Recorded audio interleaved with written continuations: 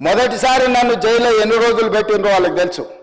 నా బిడ్డ లగ్గం ఉంటే కూడా లగ్గానికి ఇంటరిం బెయిల్ 2 గంటలు పోయి లగ్గం చూడడానికి కూడా అభ్యంతరం పెట్టి ఢిల్లీ నుంచి న్యాయవాదులను తీసుకొచ్చి ఇక్కడ వాదించి ఆయన బిడ్డ లగ్గపత్రిక రాసుకోవడానికి కూడా వెళ్ళడానికి వీల్లేదు అని చెప్పి కోర్టులో వాదించిన వాదనలు అక్కడ ఉన్నాయి అధ్యక్ష.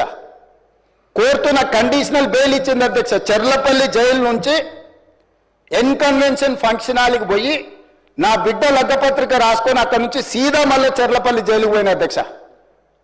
రాజకీయ కక్ష సాధింపు మీద నాదా? నా బిడ్డ లగ్గానికే పోకుంటే నన్ను అడ్డుకున్నా ఎవరికైనా అధ్యక్ష, మన పిల్లలకంటే మనకేముంటుంది అధ్యక్ష ఈ భూమి మీద? నా బిడ్డ లగ్గానికి లగ్గపత్రిక రాసుకోవడానికి కూడా అడ్డుకుంటే కూడా నేను మిమ్మల్ని ఏమనలే. నేను పార్లమెంట్ సభ్యుడిగా ఉంటే, పార్టీ వర్కింగ్ ప్రెసిడెంట్గా ఉంటే ఎవరో జర్నలిస్టు డ్రోన్ ఎగరేసి వాళ్ళ విలాసవంతమైన బంగ్లాల వివరాలు తీసుకొచ్చి నాకు అందిస్తే వాటిని పత్రికలకు విడుదల చేసిన పాపానికి నన్ను అక్రమ కేసులు పెట్టి అదే చెర్లపల్లి జైల్లో డిటెన్షన్ సెల్లో పెట్టారు అధ్యక్ష. 16 రోజులు నిద్రలేని రాత్రులు గడిపిన పార్లమెంట్ సభ్యుడిగా, పార్టీ వర్కింగ్ ప్రెసిడెంట్గా అయినా నేను కక్ష చూపించలేదు అధ్యక్ష.